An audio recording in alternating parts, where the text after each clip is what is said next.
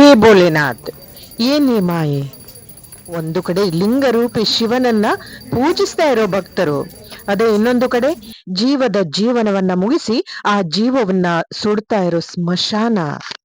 ಅದೇ ಇನ್ನೊಂದು ಕಡೆ ನನಗೂ ಇದಕ್ಕೂ ಸಂಬಂಧವೇ ಇಲ್ಲ ಅಂತ ನಿರ್ವಿಕಾರದಿಂದ ಹರಿತಾ ಇರೋ ಪರಮ ಪವಿತ್ರ ಭಾಗಮತಿ ನದಿ.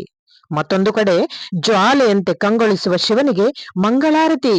ಆಹಾ, ಮಹಾಮಂಗಳಾರತಿ. ಅಬ್ಬಬ್ಬ, ಏನಿ ವಿಚಿತ್ರ, ಏನಿ ಮಾಯೆ, ಏನಿ ವಿಸ್ಮಯ. ಇದೆಲ್ಲವೂ ಒಂದೇ ಕಡೆ ಅಂತ ಕೇಳ್ತಾ ಇದ್ದೀರಾ ಸ್ನೇಹಿತರೆ? Yes, of course. ಶಿವ ಸ್ಮಶಾನದಲ್ಲೂ ಇರ್ತಾನಂತೆ. ಭಸ್ಮ ಲೇಪಿತ ಉಜ್ಜಯಿನಿಯಲ್ಲಿ ಶಿವನಿಗೋಸ್ಕರ ಹಚ್ಚುತ್ತಾ ಇರೋ ಭಸ್ಮ ಯಾವುದು ಗೊತ್ತಾ ಸ್ನೇಹಿತರೆ? ಎಸ್, ಹೆಣ ಸುಟ್ಟ ಭಸ್ಮ.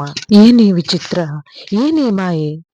ಜೀವ ಇದ್ದಾಗ ಅದು ನನ್ನದು, ನನಗೆ, ನನ್ನಿಂದ, ನಾನು ಮಾತ್ರ ಅಂತ ಅಹಂಕಾರದಿಂದ, ದುರಹಂಕಾರದಿಂದ ಸೊಕ್ಕಿ ಮೆರೆದ ಜೀವ ಈಗ ಎಲ್ಲವನ್ನು ಬಿಟ್ಟು ಸುಟ್ಟು ಭಸ್ಮವಾಗಿ ಹೋಗಿ ಆ ಬೂದಿಯನ್ನು ಇಟ್ಕೊಳ್ಳಲ್ಲ, ಅದನ್ನ ನದಿಯಲ್ಲಿ ತೇಲಿ ಬಿಡ್ತಾ ಇದ್ದಾರೆ.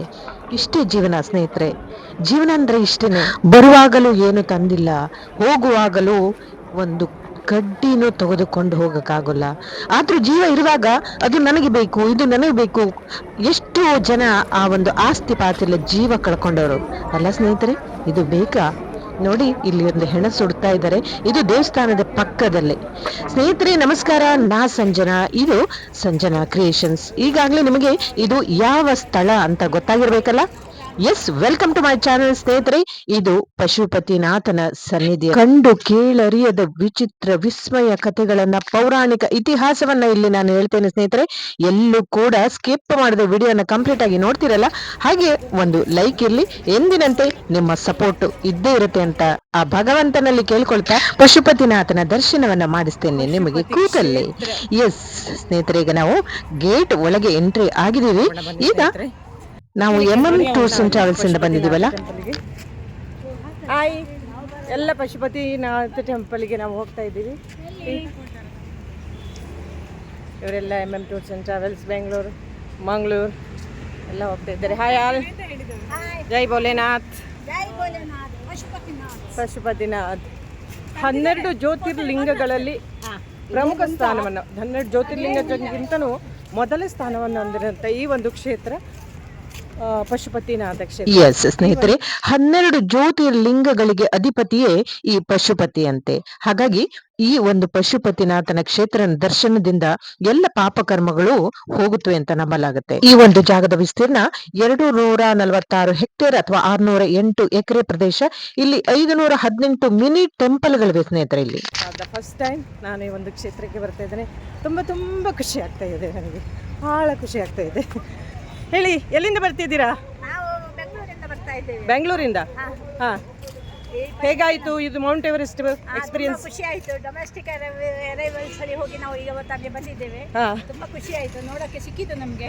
ಇವರು ಶಂಕರವನ್ನು ನೋಡಿ ಅಂತೂ ತುಂಬಾ ಖುಷಿ ಆಯ್ತು. ಫಸ್ಟ್ ಟೈಮ್ ಶಿವ ಪಾರ್ವತಿಯನ್ನ ನೋಡಿದ್ರ? ಕಂಡ ಹಾಗೆ ಅನ್ನಿಸ್ತು, ಅದರಲ್ಲಿ ನಮಗೆ ಶಿವ ಪಾರ್ವತಿಯ ಮುಖವೇ ಕಂಡ ಹಾಗೆ. ಎಸ್, ನನಗೂ ಕೂಡ. ಎಸ್, ಅಲ್ಲಿ ಶಿವನನ್ನ ನೋಡಿ ಇಲ್ಲಿ ಕೂಡ ಶಿವನನ್ನ ಮತ್ತೊಮ್ಮೆ ನೋಡೋಣ ಬನ್ನಿ ಸ್ನೇಹಿತರೆ. ಈ ಒಂದು ದೇವಸ್ಥಾನ ನೇಪಾಳದ ಕಾಠ್ಮಂಡುವಿನಲ್ಲಿರುವ ಪೂರ್ವ ಭಾಗದ ಭಾಗಮತಿ ನದಿಯ ದಡದಲ್ಲಿರುವ ಈ ಪಶುಪತಿನಾಥನ ದೇವಾಲಯ ವಿಶ್ವದ ಅತ್ಯಂತ ಮಹತ್ವ ಹಾಗೂ ಪ್ರಸಿದ್ಧ ದೇವಾಲಯಗಳಲ್ಲಿ ಒಂದು. ಇದು ಯುನೆಸ್ಕೋ ವಿಶ್ವ ಪರಂಪರೆಯ ತಾಣಗಳ ಪಟ್ಟಿಗಳಲ್ಲಿ ಸೇರಿಕೊಂಡಿದೆ. 275 ಪವಿತ್ರ ದೇವಸ್ಥಾನಗಳಲ್ಲಿ ಈ ದೇವಾಲಯವು ವಿಶ್ವವಿಖ್ಯಾತಿಯನ್ನ ಪಡೆದುಕೊಂಡಿದೆ ಸ್ನೇಹಿತರೆ. ಪ್ರತಿಯೊಂದು ದೇವಾಲಯವು ತನ್ನದೇ ಆದ ಪುರಾಣ, ಇತಿಹಾಸ ಹಾಗೂ ಶಿಲ್ಪಕಲೆಯನ್ನ ಒಳಗೊಂಡಿರುತ್ತದೆ. ಅಂತಹ ವಿಶಿಷ್ಟ ಹಿನ್ನೆಲೆ ಮಹಿಮೆಯನ್ನ ಹೊಂದಿರುವಂತಹ ದೇವಾಲಯ ಇದೆ ಈ ಪಶುಪತಿನಾಥನ ಕ್ಷೇತ್ರ. ಹಾಗೆ ಇಲ್ಲಿಯ ಇತಿಹಾಸ ಮತ್ತು ಪೌರಾಣಿಕ ಮಹಿಮೆ ಅಂದ್ರೆ ಶಿವ ಯಾಕೆ ಬಂದ, ಏನು ಎತ್ತ, ಪ್ರತಿ ಒಂದನ್ನ ಹೇಳ್ತೇನೆ ಬನ್ನಿ ಹೋಗ್ತಾ. ಸ್ನೇಹಿತರೆ, ಈ ಒಂದು ದೇವಾಲಯ ಅತ್ಯಂತ ಹಳೆಯ ದೇವಾಲಯ. ಈ ದೇವಾಲಯ ಯಾವಾಗ ಸ್ಥಾಪನೆ ಆಯಿತು ಅನ್ನೋದು ನಿಖರವಾದ ಯಾವುದೇ ದಾಖಲೆ ಇಲ್ಲ. ಆದ್ರೂ ಕೂಡ ಅಂದಾಜಿನ ಪ್ರಕಾರ 400 ವರ್ಷಗಳಷ್ಟು ಹಿಂದಿನದು ಅಂತ ಹೇಳಲಾಗುತ್ತೆ. ಇನ್ನೊಂದು ದಾಖಲೆ ಪ್ರಕಾರ ನಮ್ಮ ಕನ್ನಡ ರಾಜವಂಶನಾದ ರಾಷ್ಟ್ರಕೂಟ ರಾಜ 1ನೇ ಕೃಷ್ಣ ನಿರ್ಮಿಸಿದ ಅಂತ ಕೂಡ ಇತಿಹಾಸದಲ್ಲಿ ದಾಖಲಾಗಿದೆಯಂತೆ. ಈ ದೇವಾಲಯದ ಕಟ್ಟಡಗಳು ಕೆಲವು ವರ್ಷಗಳ ನಂತರ ಗೆದ್ದಲುಗಳು ತಿಂದಿದ್ದುವಂತೆ. ನಂತರ 17ನೇ ಶತಮಾನದಲ್ಲಿ ರಾಜ ಭೂಪತೀಂದ್ರ ಮಲ್ಲ ಅವರು ಹೊಸ ಕಟ್ಟಡವನ್ನ ನಿರ್ಮಿಸಿದರು. ನಂತರ ದೇವಾಲಯದ ಸಮೀಪದಲ್ಲಿ 2 ಅಂತಸ್ತಿನ ಅನೇಕ ದೇವಾಲಯಗಳನ್ನ ಸ್ಥಾಪನೆ ಮಾಡಲಾಯಿತು. ಸ್ನೇಹಿತರೆ, ಈಗ ಮೇನ್ ಗೇಟ್ ಇಂದ ನಾವು ಒಳಗೆ ಹೋಗ್ಬೇಕು. ಈಗ ಇಲ್ಲಿ ನಮ್ಮ ಚಪ್ಪಲಿಗಳನ್ನೆಲ್ಲ ಬಿಟ್ಟು ಒಳಗೆ ಎಂಟ್ರಿ ಆಗ್ಬೋದು. ಮೊಬೈಲ್ಗಳನ್ನ ನಾವು ಇಟ್ಕೋಬಹುದು, ಬಟ್ ಒಳಗೆ ಯಾವುದೇ ರೀತಿಯ ಫೋಟೋ ಆಗ್ಲಿ ಕ್ಯಾಮರಾ ಆಗ್ಲಿ ಎಂಟ್ರಿ ಮಾಡೋದಿಲ್ಲ. ಬಟ್ ಅಲ್ಲಿವರೆಗೆ ಹೋಗ್ಬೋದು. ಹಾಗೆ ಇಲ್ಲಿ ಸ್ಪೆಷಲ್ ಟಿಕೆಟ್ ಕೂಡ ತಗೊಂಡು ಹೋಗ್ಬೋದು. ಅಂದ್ರೆ 1200 ಕೊಟ್ರೆ ಒಬ್ಬರು ಅಥವಾ ಇಬ್ಬರು ದೇವರ ಹತ್ತಿರ ಅಂದ್ರೆ ಗರ್ಭಗುಡಿ ಹತ್ತಿರ ಕೂಡ ಹೋಗಿ ಅಲ್ಲಿ ಅಭಿಷೇಕವನ್ನ ಕೂಡ ಮಾಡಬಹುದು. ಇಲ್ಲದ್ರೆ ಜನರಲ್ ಆಗಿ ಹೋದ್ರೆ ಕ್ಯೂದಲ್ಲಿ ಹೋಗ್ಬೇಕಾಗತ್ತೆ. ಬನ್ನಿ ಹಾಗಾದ್ರೆ ಇನ್ನು ಸಾಕಷ್ಟು ರೋಮಾಂಚನವಾಗುವಂತ ಕತೆ, ಪೌರಾಣಿಕ ಹಿನ್ನೆಲೆಯನ್ನ ಹೇಳ್ತೇನೆ. ಈ ದೇವಾಲಯ ಕಠ್ಮಂಡುವಿನ ಅತ್ಯಂತ ಹಳೆಯ ಹಿಂದೂ ದೇವಾಲಯ. ಪಶುಪತಿನಾಥ ದೇವಾಲಯವನ್ನ ಯಾವಾಗ ನಿರ್ಮಿಸಲಾಯಿತು ಅಂತ ಯಾರಿಗೂ ಗೊತ್ತಾಗಿಲ್ಲ ಅಂತ ಆಗ್ಲೇ ಹೇಳಿದೆ. ಆದ್ರೆ ಕೆಲವರ ಪ್ರಕಾರ ಈ ಒಂದು ದೇವಸ್ಥಾನ ಕ್ರಿಸ್ತ ಪೂರ್ವ 400ರಷ್ಟು ಹಿಂದಿನದು ಅಂತ ಹೇಳಲಾಗತ್ತೆ. ಇಲ್ಲಿ ಸಮೃದ್ಧವಾದ ಅಲಂಕೃತವಾದ ಪಗೋಡದಲ್ಲಿ ಶಿವನ ಪವಿತ್ರ ಲಿಂಗ ಇದೆ ಅಂತಾರೆ ದೇವಸ್ಥಾನದ ಒಳಗೆ. ಪಶುಪತಿನಾಥ ದೇವಾಲಯ ಹೇಗೆ ಅಸ್ತಿತ್ವಕ್ಕೆ ಬಂತು ಅಂತ ಅನೇಕ ದಂತ ಕಥೆಗಳಿವೆ. ಅದರಲ್ಲಿ ಎರಡನ್ನ ನಾನು ಹೇಳ್ತೇನೆ ಇಲ್ಲಿ. ಸ್ನೇಹಿತರೆ, ಪಶುಪತಿ ಅಂದ್ರೆ ಪಶು ಅಂದ್ರೆ ನಾವೆಲ್ಲರೂ ಪಶುಗಳೇ, ಕೇವಲ ಪ್ರಾಣಿಗಳು ಮಾತ್ರ ಪಶುಗಳಲ್ಲ. ಎಲ್ಲ ಪಶುಗಳಿಗೆ ಒಡೆಯನೇ ಅವನು ಶಿವ. ಶಿವನ ಆಶೀರ್ವಾದ ಪಡೆದವರು ಜೀವನದಲ್ಲಿ ಸಾಕಷ್ಟು ಸುಖ ಸಂತೋಷವನ್ನ ಪಡೆದುಕೊಳ್ತಾರೆ. ಅವನಿಗೆ ಸರಳ ಪೂಜೆ ಹಾಗೂ ನಿಜವಾದ ಭಕ್ತಿ ಸಾಕು. ಪರಮಾತ್ಮ ಅಭಿಷೇಕ ಪ್ರಿಯ, ನೀರ್ ಹಾಕಿದ್ರು ಸಾಕು ಒಲಿದು ಬಿಡ್ತಾನೆ. ಹಾಗೆ ಎಲ್ಲೂ ಬಿದ್ದ ಎಲೆಗಳನ್ನು ತಂದ್ರು ಸಾಕು, ಅದೇ ಬಿಲ್ವ ಪತ್ರೆ ಹೊರ ಕೊಟ್ಟೇ ಬಿಡ್ತಾನಂತೆ ಅಲ್ವಾ ಸ್ನೇಹಿತರೆ? ಎಸ್, ಈಗ ನಾವು ಇನ್ನೊಂದಿಷ್ಟು ಒಳಗೆ ಹೋದ್ವಿ. ದೇವಸ್ಥಾನದ ಹತ್ತಿರ ಸ್ಥಳ ಪುರಾಣ. ಹೀಗೆ ಪ್ರಕೃತಿಯ ಪ್ರಿಯನಾದ ಒಮ್ಮೆ ಶಿವ ಪಾರ್ವತಿಯರು ಕಾಠ್ಮಂಡು ಕಣಿವೆಯಲ್ಲಿ ಪ್ರಯಾಣಿಸುತ್ತಿರುವಾಗ ಭಾಗಮತಿಯಲ್ಲಿ ವಿಶ್ರಾಂತಿ ಪಡಿತಾರೆ. ಅಲ್ಲಿರುವ ಸುತ್ತಲಿನ ಪ್ರಕೃತಿ ಸೌಂದರ್ಯ, ಆ ಪ್ರದೇಶವನ್ನ ನೋಡ್ತಾ ಇದ್ದಾಗ ಶಿವನಿಗೆ ಬಹಳ ಇಷ್ಟ ಆಗತ್ತೆ ಆ ಒಂದು ಪ್ರದೇಶ. ಶಿವಪಾರ್ವತಿಯರು ತಮ್ಮನ್ನು ತಾವು ಜಿಂಕೆಯನ್ನಾಗಿ ಬದಲಾಯಿಸಿಕೊಂಡು ಕಾಡಿನೊಳಗೆ ಕಾಲಿಡ್ತಾರೆ. ಶಿವನು ಜಿಂಕೆಯಾಗಿ ಕಾಲಿಟ್ಟ ಎಲ್ಲ ಪ್ರದೇಶದಲ್ಲಿ ಪವಿತ್ರ ಸ್ಥಳ ಅಂತ ಪರಿಗಣಿಸಲಾಗಿದೆ ಸ್ನೇಹಿತರೆ. ಜನರು ಮತ್ತು ದೇವತೆಗಳು ಶಿವನನ್ನ ಹುಡುಕ್ತಾರೆ. ಯಾಕೆಂದ್ರೆ ಕೈಲಾಸದಲ್ಲಿ ಶಿವ ಇಲ್ಲಲ್ಲ. ನೋಡಿ ಸ್ನೇಹಿತರೆ, ಪರಶಿವ ಬಂದೇ ಬಿಟ್ಟ, ಎದುರಿಗೆ ನಿಂತಿದ್ದಾನೆ ನೋಡಿ. ಇದೇ ದೇವಸ್ಥಾನದ ಎಂಟ್ರಾನ್ಸ್. ಇಲ್ಲಿಂದ ಮುಂದೆ ನಮಗೆ ಯಾವುದೇ ಕ್ಯಾಮ್ರಾ ಆಗ್ಲಿ ಫೋನ್ ಆಗ್ಲಿ ಅಲೋ ಮಾಡಲ್ಲ. ಇಲ್ಲಿ ಜನರಲ್ ಆಗಿ ಹೋಗ್ಲಿಕ್ಕೆ ಕ್ಯೂದಲ್ಲಿ ನಿಲ್ಬೇಕು. ನೋಡಿ, ಎದುರಿಗಿನ ಪ್ರಭಾವಳಿಯನ್ನ ನೋಡ್ತಾ ಇದ್ದೀವಿ. ಹಾಗೆ ಎದುರುಗಡೆ ಒಂದು ದೊಡ್ಡದಾದ ನಂದಿ ಇದೆ ಸ್ನೇಹಿತರೆ. ಪಶುಪತಿನಾಥನ ಮುಖ್ಯ ದೇವಾಲಯ ಅಂದ್ರೆ ಇದು. ಒಳಗಡೆ ಭಂಕ್ ಚಾವಣಿ ಮತ್ತು ಚಿನ್ನದ ಸ್ಕ್ವೇರ್ ಹೊಂದಿರುವ ಕಟ್ಟಡವಾಗಿದೆ, ನೋಡ್ತಾ ಇದ್ದೀರಲ್ಲ. ಇದು ಭಾಗಮತಿ ಪಶ್ಚಿಮ ದಂಡೆಯಲ್ಲಿದೆ. ಇದನ್ನು ಹಿಂದೂ ವಾಸ್ತುಶಿಲ್ಪದ ಒಂದು ಮೇರು ಕೃತಿ ಅಂತ ಪರಿಗಣಿಸಲಾಗಿದೆ. ಇದು 4 ಮುಖ್ಯ ಬಾಗಿಲುಗಳನ್ನು ಹೊಂದಿರುವ ಒಂದು ವಿಶೇಷವಾದ ನಿರ್ಮಾಣ. ಎಲ್ಲವೂ ಬೆಳ್ಳಿ ಹಾಳೆಗಳಿಂದ ಮುಚ್ಚಲ್ಪಟ್ಟಿದೆ. ಹಾಗೆ ಇದು 2 ಅಂತಸ್ತಿನ ಮೇಲ್ಛಾವಣಿಯನ್ನ ತಾಮ್ರದಿಂದ ನಿರ್ಮಿಸಲಾಗಿದೆ. ಹಾಗೆ ಅದು ಹೊರಗಡೆ ನೋಡ್ತಾ ಇದ್ರಲ್ಲ, ಅದಕ್ಕೆ ಚಿನ್ನದ ಲೇಪನವನ್ನ ಹಾಕಲಾಗಿದೆ. ಮರದ ಶಿಲ್ಪಗಳಿಂದ ಸಮೃದ್ಧವಾಗಿ ಅಲಂಕರಿಸಲ್ಪಟ್ಟ ಈ ದೇವಾಲಯ ಭಕ್ತಿಯಿಂದ ಬೇಡಿಕೊಂಡರೆ ಜನರ ಇಷ್ಟಾರ್ಥಗಳು ನೆರವೇರುತ್ತಂತೆ. ಹಾಗೆ ದೇವಾಲಯದ ಅತ್ಯಂತ ಆಶ್ಚರ್ಯಕರವಾದ ವಿಷಯ ಅಂದ್ರೆ ಅಲಂಕೃತವಾದ ಚಿನ್ನದಿಂದ ಲೇಪನಗೊಂಡ ನಂದಿ ಅದು ಹೊರಗಡೆ ಇದೆ. ಹಾಗೆ ಇಲ್ಲಿ ಹಿಂದೂ ಧರ್ಮದ ಅನುಯಾಯಿಗಳು ಮಾತ್ರ ಮುಖ್ಯ ದೇವಾಲಯಕ್ಕೆ ಪ್ರವೇಶಿಸಬಹುದು ಅಂತ ಇತ್ತು ಮೊದಲು, ಈಗಲೂ ಕೂಡ ಇದೆ. ಆದ್ರೆ ಉಳಿದ ಎಲ್ಲಾ ಕಟ್ಟಡಗಳಿಗೆ, ಉಳಿದ ಎಲ್ಲಾ ಮಿನಿ ದೇವಸ್ಥಾನಗಳಿದ್ದಿಲ್ಲ, ಅಲ್ಲೆಲ್ಲ ವಿದೇಶಿಯರು ಕೂಡ ಭೇಟಿ ನೀಡಬಹುದು. ಹಾಗೆ ನದಿಯ ಪೂರ್ವ ದಂಡೆಯಿಂದ ಮುಖ್ಯ ದೇವಾಲಯವನ್ನ ಅದರ ಸಂಪೂರ್ಣ ಸೌಂದರ್ಯವನ್ನ ಕಾಣಬಹುದು. ಅಂದ್ರೆ ಇದರ ಆರತಿ ಸಂಜೆ ಈವ್ನಿಂಗ್ ಆರತಿ ಇರುತ್ತದೆ. ಸೊ ಹಾಗೆ ಭಾಗಮತಿಯ ಪಶ್ಚಿಮ ದಂಡೆಗಳ ಮೇಲೂ ಕೂಡ ಹಲವಾರು ಸಣ್ಣ ಸಣ್ಣ ದೇವಸ್ಥಾನಗಳು, ಹೇಳಿದ್ನಲ್ಲ 200ಕ್ಕೂ ಹೆಚ್ಚು ಸಣ್ಣ ಸಣ್ಣ ದೇವಸ್ಥಾನಗಳು ಇದೆ. ಹಾಗೆ ಈ ಒಂದು ಪಂಚ ದೇವಾಲಯ ಅಂತ ಹೇಳಿದ್ನಲ್ಲ, ಆ ಒಂದು ದೇವಾಲಯ ಮೊದಲು ಪವಿತ್ರ ದೇವಾಲಯ ಆಗಿತ್ತು. ಆದ್ರೆ ಈಗ ನಿರ್ಗತಿಕರಿಗೆ ಮತ್ತು ವೃದ್ಧರಿಗೆ ಆಶ್ರಯ ತಾಣ ಆಗಿದೆ ಅಂತ ಇದು. ಸ್ನೇಹಿತರೆ, ಕತೆ ಅಲ್ಲಿಗೆ ನಿಂತಿರ್ತಲ್ಲ. ಅಂದ್ರೆ ಶಿವನು ಜಿಂಕೆ ಆಗಿ ಕಾಲಿಟ್ಟಲೆಲ್ಲ ಪವಿತ್ರ ಕ್ಷೇತ್ರ ಆಯಿತು. ಕೆಲವು ಸಮಯದ ಬಳಿಕ ಶಿವನನ್ನ ಜನರು ಮತ್ತು ದೇವತೆಗಳು ಕೂಡ ಹುಡುಕ್ತಾ ಹೋದ್ರು, ಆದ್ರೆ ಶಿವ ಇಲ್ಲೇ ಇಲ್ಲ. ಯಾಕಂದ್ರೆ ಶಿವ ಇರೋದು ಕೈಲಾಸ ಅಲ್ವಾ, ಆದ್ರೆ ಅಲ್ಲಿ ಇರ್ಲಿಲ್ಲ. ಎಲ್ಲಿ ಹೋದ ಅಂತ ನೋಡ್ತಾ ಹೋಗುವಾಗ ಜಿಂಕೆ ರೂಪದಲ್ಲಿರುವ ಶಿವ ಗೊತ್ತಾಗುತ್ತೆ.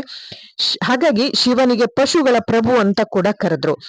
ಯಾವ ಸ್ಥಳದಲ್ಲಿ ಕಾಣಿಸಿಕೊಂಡನೋ ಇದೇ ಸ್ಥಳಕ್ಕೆ ಶಿವಲಿಂಗಕ್ಕೆ ಶಿವನಿಗೆ ಪಶುಪತಿನಾಥ ಅಂತ ಕರೆದ್ರು.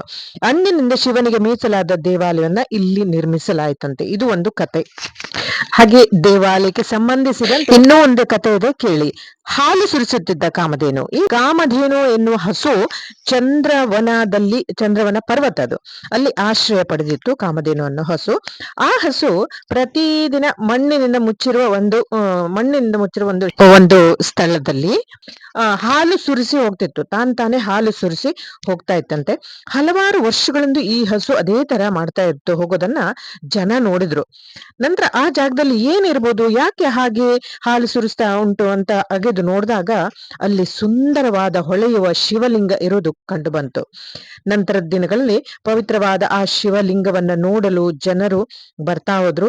ಆಮೇಲೆ ಆ ಶಿವಲಿಂಗದ ಮೂಲ ರೂಪನೇ ಈ ಒಂದು ಕ್ಷೇತ್ರ ಆಯ್ತು ಅಂತ ಜನ ಹೇಳ್ತಾರೆ. ಏನೇ ಹೇಳಿ ಸ್ನೇಹಿತರೆ, ಈ ಪವಿತ್ರ ದೇವಸ್ಥಾನಕ್ಕೆ ಯಾರು ಭೇಟಿ ನೀಡುತ್ತಾರೋ, ಶಿವನ ಆರಾಧನೆಯನ್ನ ಭಜನೆಯನ್ನ ಮಾಡ್ತಾರೋ, ಅವರ ಜೀವನದಲ್ಲಿ ಪಾಪ ಕರ್ಮಗಳು ಎಲ್ಲ ತೊಳೆಯುತ್ತವೆ ಅಂತ ಹೇಳಲಾಗುತ್ತೆ. ಭಕ್ತರ ಮನದ ಆಸೆಗಳು ಇಷ್ಟಾರ್ಥಗಳು ನೆರವೇರುತ್ತೆ ಅಂತ ಹೇಳಲಾಗುತ್ತೆ. ಜೊತೆಗೆ ಶಿವನ ಆಶೀರ್ವಾದ ಮತ್ತು ಪ್ರೀತಿಗೆ ಪಾತ್ರರಾಗ್ತಾರಂತೆ. ಅಷ್ಟು ಸಾಕಲ್ಲ ಸ್ನೇಹಿತರೆ, ಜೀವನದ ಕೊನೆ ದಿನಗಳನ್ನು ಇಲ್ಲೇ ಕಳೀತಾರೆ. ತಮ್ಮ ಜೀವನದ ಕೊನೆಯ ವಾರಗಳನ್ನು ಇಲ್ಲಿ ಆಶ್ರಮದಲ್ಲಿ ಕಳೀತಾರಂತೆ. ಇಲ್ಲಿ ನದಿಯ ಪಕ್ಕದಲ್ಲೇ ಶವಗಳನ್ನ ಸುಡ್ತಾರೆ ಸ್ನೇಹಿತರೆ. ಇದಂತೂ ನೋಡಲು ಒಂಥರ ತುಂಬಾ ಭಯಾನಕ. ನದಿಯ ದಡದಲ್ಲೇ ಆ ಹೆಣವನ್ನ ಸುಟ್ಟು ಆ ಬೂದಿಯನ್ನ ಭಾಗಮತಿ ನೀರಿನೊಂದಿಗೆ ಹಾಕ್ತಾರೆ. ಇದು ಪವಿತ್ರ ಗಂಗಾ ನದಿ ಸೇರುತ್ತೆ. ಭಾಗಮತಿ ನದಿ ಮುಂದೆ ಗಂಗಾ ನದಿಯನ್ನ ಸೇರುತ್ತೆ. ನೇಪಾಳ ಮತ್ತು ಭಾರತದ ಮೂಲೆಯಿಂದ ಕೂಡ ಹಿಂದೂಗಳು ಈ ಒಂದು ಪೂರ್ವಜರ ಅಂತ್ಯಕ್ರಿಯೆ ಮಾಡಲು ಇಲ್ಲಿ ಬರ್ತಾರಂತೆ. ಹಾಗೆ ಪಶುಪತಿನಾಥ ದೇವಸ್ಥಾನದ ಆವರಣದಲ್ಲಿ ಸಾಯೋರು ಮತ್ತೆ ಮನುಷ್ಯರಾಗಿ ಮರುಜನ್ಮ ಪಡಿತಾರೆ ಅಂತ ಹೇಳಲಾಗುತ್ತೆ.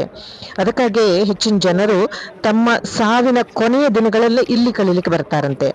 ಮತ್ತೆ ಹೇಳ್ತಾರೆ, ಇಲ್ಲಿ ದೇವಸ್ಥಾನದೊಳಗೆ ಜ್ಯೋತಿಷ್ಗಳು ಸಾವಿನ ನಿಖರವಾದ ದಿನವನ್ನು ದೇವಾಲಯ ಜ್ಯೋತಿಷ್ಗಳು ಹೇಳ್ತಾರಂತೆ ಸ್ನೇಹಿತರೆ. ಇಲ್ಲಿ ಏನು ಗೊತ್ತಾ ವಿಪರ್ಯಾಸ ಅಂದ್ರೆ, ಯಾವ ನದಿಯ ದಂಡೆಯಲ್ಲಿ ಹೆಣವನ್ನ ಸುಟ್ಟು ಬೂದಿಯನ್ನ ಅದಕ್ಕೆ ಅರ್ಪಣೆ ಮಾಡ್ತಾರೋ ಆ ಜಲವನ್ನೇ ಪುನಃ ತೀರ್ಥ ಅಂತ ಸ್ವೀಕಾರ ಮಾಡ್ತಾರೆ ಸ್ನೇಹಿತರೆ. ಹರಿಯೋ ನದಿಗೆ ದೋಷ ಇಲ್ಲ ಅಲ್ವಾ. ಹಾಗೆ ದೇವಸ್ಥಾನದ ಮತ್ತೊಂದು ವಿಶೇಷ ಅಂದ್ರೆ, ಇಲ್ಲಿಯ ಮುಖ್ಯ ಅರ್ಚಕರು ಕನ್ನಡಿಗರು, ಅದು ಕರಾವಳಿಯವರು ಅನ್ನೋದು ನಮಗೆ ಹೆಮ್ಮೆಯ ವಿಷಯ. ಇದಕ್ಕೆ ಕಾರಣ ಆದಿಗುರು ಶಂಕರಾಚಾರ್ಯರು. ಗೊತ್ತಾ ನಿಮ್ಗೆ? ಅವರು ಈ ದೇವಸ್ಥಾನ ಪೂಜಾ ಕೈಂಕರ್ಯದ ವಿಧಾನ ನಿಯಮಗಳನ್ನ ಬರೆದಿದ್ದಾರೆ. ಅದಕ್ಕಾಗಿ ದಕ್ಷಿಣದಲ್ಲಿ ಜನಿಸಿದ ಪಂಚ ದ್ರಾವಿಡ ಬ್ರಾಹ್ಮಣರಿಂದಲೇ ಪೂಜೆ ಆಗ್ಬೇಕು ಅಂತ ಸ್ಪಷ್ಟವಾಗಿ ಉಲ್ಲೇಖಿಸಲಾಗಿದೆ. ಹಾಗೂ ಇದು ಶತಮಾನಗಳಿಂದಲೂ ನಡೆದುಕೊಂಡು ಬರ್ತಾ ಇದೆ ಸ್ನೇಹಿತರೆ. ಈಗಲೂ ಸಹ ಅಂದ್ರೆ ಈಗ ರಾಜರ ಇದು ಇಲ್ಲ, ಪ್ರಜಾಪ್ರಭುತ್ವ ಇದೆ. ಇದು ಈಗಲೂ ಕೂಡ ಪ್ರಜಾಪ್ರಭುತ್ವ ಸ್ಥಾಪನೆ ಆದ್ಮೇಲೂ ಕೂಡ ಈ ನಿಯಮವನ್ನ ಪಾಲಿಸಿಕೊಂಡು ಬರಲಾಗುತ್ತೆ. ಇದು ಬಹಳ ಖುಷಿಯ ವಿಚಾರ ಅಲ್ವಾ ಸ್ನೇಹಿತರೆ. ನಾವು ಹೋದಾಗ ಅರ್ಚಕರು ಒಳಗೆ ಇರ್ತಾರೆ, ಹೊರಗೆ ಕಾಣೋದಿಲ್ಲ. ನಾವು ಸ್ಪೆಷಲ್ ಟಿಕೆಟ್ ತಗೊಂಡು ಒಳಗೆ ಹೋದ್ರೆ ಕಾಣ್ತಾರೆ. ಬಹಳ ಸುಂದರವಾದ ದೇವಸ್ಥಾನ ಸ್ನೇಹಿತರೆ ಇದು. ಮತ್ತೊಮ್ಮೆ ನೋಡ್ಬೇಕು ಅನ್ನೋಷ್ಟು ಚೆನ್ನಾಗಿದೆ. ವಿಶ್ವದ ಅತ್ಯಂತ ಪ್ರಸಿದ್ಧ ಹಾಗೂ ಮಹತ್ವದ ದೇವಾಲಯ ಅಂತೇಳಿ ಯುನೆಸ್ಕೋ ವಿಶ್ವ ಪರಂಪರೆಯ ತಾಣಗಳ ಪಟ್ಟಿಯಲ್ಲಿ ಸೇರಿಕೊಂಡಿದೆ ಸ್ನೇಹಿತರೆ. ಇದು ಆಗ್ಲೇ ಹೇಳಿದೆ, 275 ಪವಿತ್ರ ದೇವಸ್ಥಾನಗಳಲ್ಲಿ ಇದು ವಿಶ್ವವಿಖ್ಯಾತಿ ಪಡೆದುಕೊಂಡಿದೆ. ಅಂದ್ರೆ ಪ್ರಾಚೀನ ಕಾಲದಲ್ಲಿ ಈ ದೇವಾಲಯಗಳು ಕೇವಲ ಹಿಂದೂ ಮಾತ್ರ ಇತ್ತು. ಈಗ ಅಷ್ಟೊಂದು ಸ್ಟ್ರಿಕ್ಟ್ ಇಲ್ಲ. ಹೊರಗೆ ಬೇರೆ ಕಮ್ಯುನಿಟಿ ಕೂಡ ಬರ್ಬಹುದು. ಕೊನೆಯದಾಗಿ ಒಂದಿಷ್ಟು ವಿಷಯಗಳನ್ನ ಹೇಳ್ತಾ ಹೋಗ್ತೇನೆ ಸ್ನೇಹಿತರೆ, ನೀವು ಕೇಳ್ತಾ ಹೋಗಿ. ಜೀವಿಗಳ ರಕ್ಷಕನು ಶಿವ, ಆತನ ಆಶೀರ್ವಾದ ಇದ್ರೆ ಜೀವನ ಜೀವನದಲ್ಲಿ ಎಲ್ಲವನ್ನು ಅಂದ್ರೆ ಸುಖ, ಸಂತೋಷ, ನೆಮ್ಮದಿ, ಆರೋಗ್ಯವನ್ನ ಪಡೆಯಬಹುದು. ಹಾಗೆ ಈ ದೇವಾಲಯದಲ್ಲಿ ಕೋಟಿ ರುದ್ರ ಸಮೇತ ಶಿವಪುರಾಣ ಪಠಣ, ಶಿವ ಮಹಾತ್ಮೆ ಓದುವುದು ತುಂಬಾ ಶ್ರೇಷ್ಠ ಅಂತ ಹೇಳಲಾಗುತ್ತೆ. ಹಾಗೆ ಇಲ್ಲಿ ಶಿವ ಪೂಜೆಗೆ ಸಂಬಂಧಪಟ್ಟಂತೆ ಮಹಾಶಿವರಾತ್ರಿ ಇರ್ಬೋದು, ಮತ್ತೆ ದೇವಾಲಯದ ವಿಶೇಷ ದಿನಗಳಲ್ಲಿ ತುಂಬಾ ಜನ ಸೇರ್ತಾರೆ. ಅಂದ್ರೆ ಶಿವರಾತ್ರಿ ಅಂತೂ 7 ಲಕ್ಷಕ್ಕೂ ಹೆಚ್ಚು ಜನ ಸೇರ್ತಾರೆ ಇಲ್ಲಿ. ಶಿವ ಎಲ್ಲೋ ಪಾರ್ವತಿ ಅಲ್ಲೇ ಅನ್ನ ಹಾಗೆ ಇಲ್ಲಿ ಶಕ್ತಿ ಪೀಠ ಅಂದ್ರೆ ಮಾತೃ ದೇವಿಯ ದೇವಾಲಯ ಕೂಡ ಈ ಪಶುಪತಿನಾಥನ್ ದೇವಾಲಯ ಸಮೀಪದಲ್ಲೇ ಇದೆ. ಇದು ಏಷ್ಯಾದಲ್ಲಿ 51 ಪ್ರಮುಖ ಶಕ್ತಿ ಪೀಠಗಳಲ್ಲಿ ಈ ದೇವಾಲಯ ಒಂದಂತೂ ಸ್ನೇಹಿತರೆ. ಈ ದೇವಾಲಯ ಪಕ್ಕದಲ್ಲೇ ಇದೆ ಇದು. ಹಾಗೆ ಈ ದೇವಾಲಯ ಪಕ್ಕದಲ್ಲಿ ಭಾಗಮತಿ ನದಿ ಕೂಡ ಹರಿಯುತ್ತೆ. ಈ ಭಾಗಮತಿ ನದಿಯ ಸಮೀಪದಲ್ಲೇ ಗುಹೇಶ್ವರಿ ದೇವಾಲಯ ಕೂಡ ಕಾಣಬಹುದು. ನಾವು ಇದೆಲ್ಲ ದೇವಸ್ಥಾನಕ್ಕೆ, ಸಣ್ಣ ಸಣ್ಣ ದೇವಸ್ಥಾನಕ್ಕೆ ಹೋಗಿ ಬಂದ್ವಿ ಸ್ನೇಹಿತರೆ. ಶಿವನ ದರ್ಶನ ಪಡೆದ್ರೆ ಏನಾಗುತ್ತೆ ಅಂತ ಕೇಳಿದ್ರೆ, ಯಾರು ಈ ದೇವಸ್ಥಾನಕ್ಕೆ ಭೇಟಿ ನೀಡುತ್ತಾರೆ, ಶಿವರ ಆರಾಧನೆ ಭಜನೆಯನ್ನ ಮಾಡ್ತಾರೋ ಅವರ ಜೀವನದಲ್ಲಿ ಇರೋ ಪಾಪ ಕರ್ಮಗಳೆಲ್ಲ ತೊಳೆಯುತ್ತಂತೆ. ಹಾಗೆ ಮನದಾಸೆಗಳು ಈಡೇರುತ್ತವೆ ಅಂತ ಹೇಳಲಾಗುತ್ತೆ. ಹಾಗೆ ಶಿವನ ಆಶೀರ್ವಾದ ಪ್ರೀತಿಗೆ ಪಾತ್ರರಾಗ್ತಾರಂತೆ. ಕೊನೆಯದಾಗಿ ಸ್ನೇಹಿತರೆ, ವಿಶ್ವದ ಪ್ರತಿ ಹಿಂದುವು ನೋಡಲೇಬೇಕಾದ ಮಂದಿರ ಇದು. ಇಲ್ಲಿಯ ಶಿವನನ್ನ ಮೃಗಗಳ ಒಡೆಯ ಅಂತ ಪೂಜಿಸಲಾಗತ್ತೆ. ಈ ದೇವಸ್ಥಾನದ ಪಕ್ಕದಲ್ಲಿ ಭಾಗಮತಿ ನದಿ ಇದೆ. ಈ ನದಿ ಮುಂದೆ ಗಂಗೆಯನ್ನ ಸೇರ್ತಾಳೆ. ಅಂದ್ರೆ ಈ ನದಿಯನ್ನ ಗಂಗೆಗೆ ಸಮಾನವಾಗಿ ಅಂತ ಭಾವಿಸಲಾಗಿದೆ. ಪಶುಪತಿನಾಥ ದೇವಸ್ಥಾನದಲ್ಲಿ ಹಲವಾರು ವಿಶಿಷ್ಟ ಸಂಗತಿಗಳ ಎಲ್ಲವನ್ನ ಕೇಳಿದ್ರಿ ಸ್ನೇಹಿತರೆ. ಕೊನೆಯದಾಗಿ ಮತ್ತೊಂದು ಮಾತು, ಇಲ್ಲಿ ಒಂದು ಕಡೆ ಹೆಣವನ್ನ ಸುಡ್ತಾ ಇದ್ರೆ ಮತ್ತೊಂದು ಕಡೆ ಶಿವನಿಗೆ ಆರತಿಯನ್ನ ಮಾಡಲಾಗುತ್ತೆ. ಬರೀ ಆರತಿ ಅಲ್ಲ, ಮಹಾ ಮಂಗಳಾರತಿಯನ್ನ ಅತ್ಯಂತ ವಿಜೃಂಭಣೆಯಿಂದ ಮಾಡಲಾಗುತ್ತೆ. ಹೇಳಿದಷ್ಟು ಕಡಿಮೆ ವಿಷಯಗಳು ಸ್ನೇಹಿತರೆ. ಇನ್ನೂ ಹಲವಾರು ವಿಷಯಗಳಿವೆ. ಅಕ್ಕಪಕ್ಕದ ದೇವಸ್ಥಾನದ ವಿಷಯಗಳು ತುಂಬಾ ಇದೆ. ಕೊನೆಯದಾಗಿ ಒಂದು ಮಾತು, ಈ ಪಶುಪತಿನಾಥನ ದರ್ಶನವು ಜನ್ಮ ಜನ್ಮಾಂತರದ ಪಾಪ ಕರ್ಮಗಳು ನಶಿಸುತ್ತವಂತೆ ಅಂತ ನಂಬಲಾಗಿದೆ. ಹಾಗಾಗಿ ಪ್ರತಿಯೊಬ್ಬರು, ಪ್ರತಿ ಹಿಂದುವು ನೋಡಲೇಬೇಕಾದ, ದರ್ಶನ ಮಾಡಲೇಬೇಕಾದ ಈ ಒಂದು ಸ್ಥಳಕ್ಕೆ ಹೋಗ್ತಿರಲ್ಲ, ಸಮಯ ಸಿಕ್ಕಾಗ ಮಿಸ್ ಮಾಡ್ಕೋಬೇಡಿ, ದಯವಿಟ್ಟು ಹೋಗಿ. ಎಲ್ಲ ನೋಡಿದ ನಂತರ ನಾವು ಮತ್ತೆ ಬೇರೊಂದು ಸ್ಥಳಕ್ಕೆ ಹೋಗ್ಬೇಕು ಸ್ನೇಹಿತರೆ. ಈ ವಿಡಿಯೋ ನಿಮಗೆ ಇಷ್ಟ ಆಯ್ತು ಅಂತ ಭಾವಿಸ್ತೇನೆ.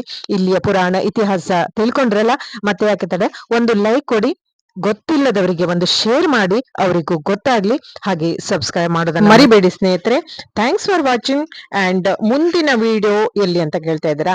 ಎಸ್, ಶಕ್ತಿಪೀಠ. 51 ಶಕ್ತಿಪೀಠಗಳಲ್ಲಿ ಒಂದಾದ, ಆಗ ಹೇಳಿದೆ ನಾನು, ಒಂದಾದ ಸ್ಥಳ ಸತಿಯ ಪೃಷ್ಠಭಾಗ ಬಿದ್ದಂತ ಸ್ಥಳ ಸ್ನೇಹಿತರೆ. ಇದು ನನ್ನ ನೇಪಾಳದ ಕೊನೆಯ ವಿಡಿಯೋ. ಮುಂದಿನ ವಿಡಿಯೋ ಎಂದಿನಂತೆ ಹ್ಯಾಪಿ ಆಗಿರಿ, ಹೆಲ್ದಿ ಆಗಿರಿ. ನಮಸ್ಕಾರ.